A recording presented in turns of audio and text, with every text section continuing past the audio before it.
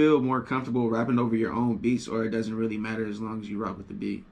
I mean, yeah, really my own beats. Like for years, that's kind of what I was doing. I'm just so hands on. It's just like, you know, I touch every part of the sound. You feel me? Like, cause I mix and engineer and I record and I write it and I make the beat. So it's like, I just like being like that. I feel like you creating your own sound and it's unique already just cause it's all you. But I have rapped on other people's beats and done the YouTube stuff like when I was first out here, like paying for sessions and stuff like that. You know, I feel like, you know, I already got a good. I've been working at this stuff for so long. It's like, yeah, you know, you could throw a beat on and, you know, I could definitely write some stuff and go crazy. But yeah, I'd rather just make the beat myself, and if I gotta get on it, then well, it's like it's already all me. I know every pocket of it and just everything. You know? Yeah. As far as creatively, which one do you enjoy more, the process of rapping or producing? Man, I used to enjoy the rapping just as much, but it's just a lot of politics. Let me not even say it's a lot. I mean, it is that, but yeah, it's a part of it.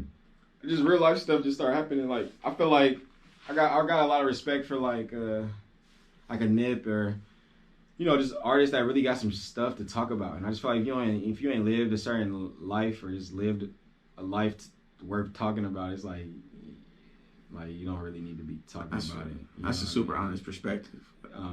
So like that's when I ran out of stuff to talk about for real. That's when I kind of paused the recording. You feel me? Like, and then I was dealing with just life stuff. You know, just a lot of transitions, a lot of stuff going on, just personally. So kind of took a back seat. But you know, the beats and the engineering was always there. You feel me? Like I could channel it that way. Yeah.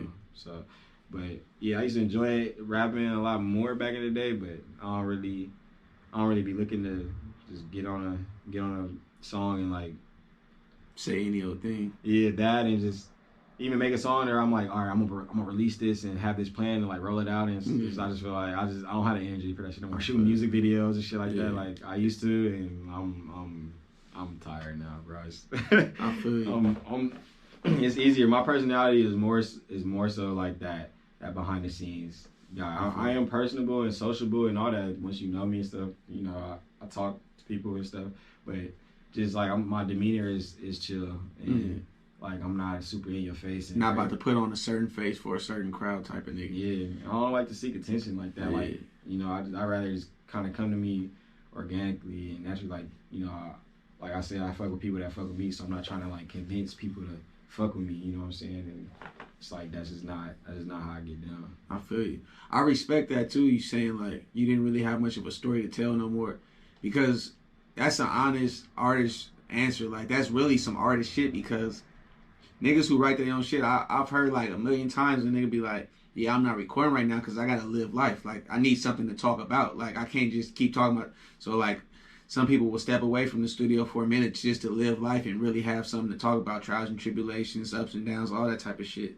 So like I really respect that. Yeah, that too, and you gotta be vulnerable. It's like I'm way less vulnerable like in that way. Like I can channel like the emotions and stuff through like actual production, but I'm not trying to go and tell you like, man, I got not my diary. Yeah, like, I'm not trying to tell you. Yeah, exactly. You said the diary exactly. I'm not really that vulnerable in that sense anymore. You know. Yeah, that's a mindset. You feel me? So it's like I definitely, you know, I got stories and stuff like that, but then again too, like it's like it ain't enough for me to just like really just tell it and just you could do it in other ways, like shit, like even in this way. Thing. Like I feel like I like interviews and stuff like that.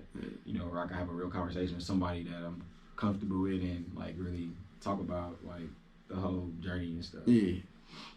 Shit, I was gonna ask you about why you haven't put a project on a DSP, but I get it now. Like, I feel you. Like, I get it.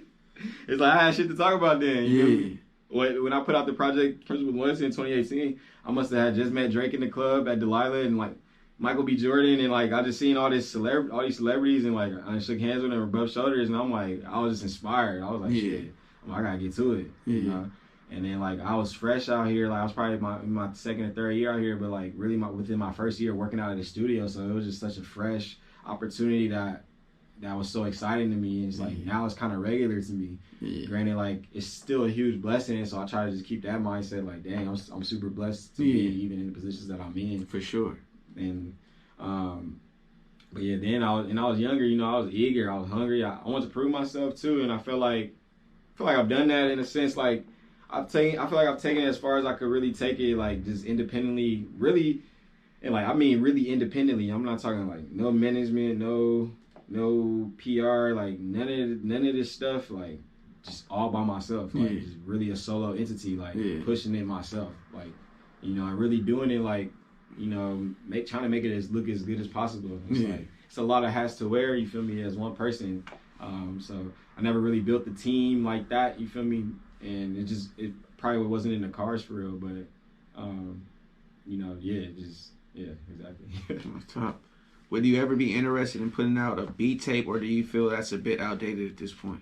I ain't gonna say it's outdated. It's like you can always find ways that nothing is new under the sun. So yeah, for sure. You know, it's always ways to creatively do something. You know, and just like twist and spin it away. You know, it's definitely something I've thought about.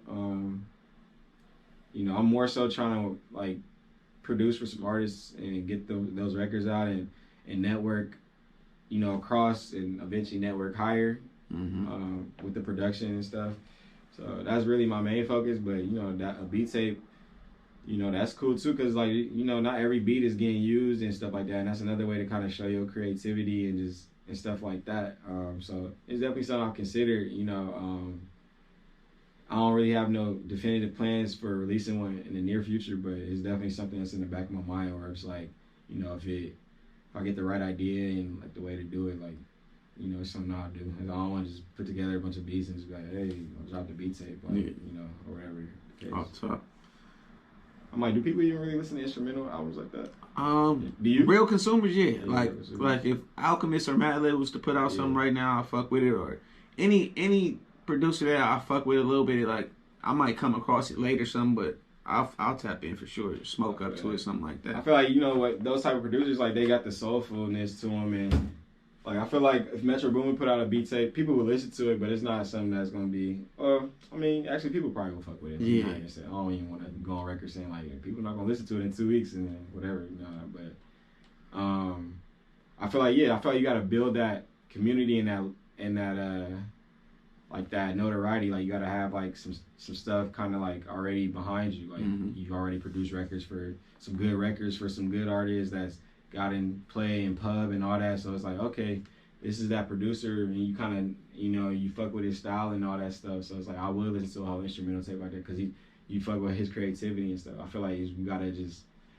I feel like if I just put one out right now, it'd just be, you know, it wouldn't really do what it's supposed to do. It's like I feel like I gotta continue to build more, you know, more notoriety within like the community, like you said. Yeah. But another thing, a lot of producers are just doing compilations at this point and just putting what artists they want together and just do a full out production of this is what I want together and for it to come out like this. So that's always something I low-key did in a small way with the 2 songs I put out with called Two Ways. Yeah. With Wes Mac and Rob Brax. You know, I had been singing on them songs, and I'm like, they kind of sonically went together. I was like, I'm gonna just put these out as like a little 2-pack. You feel me? Like as a producer, you feel me? Like that's something I want to do some more too. Where, you know, the artist can have some of the records I produce, but then like, you know, some of the records I keep and like I can shop around. Josh, great records. Yeah.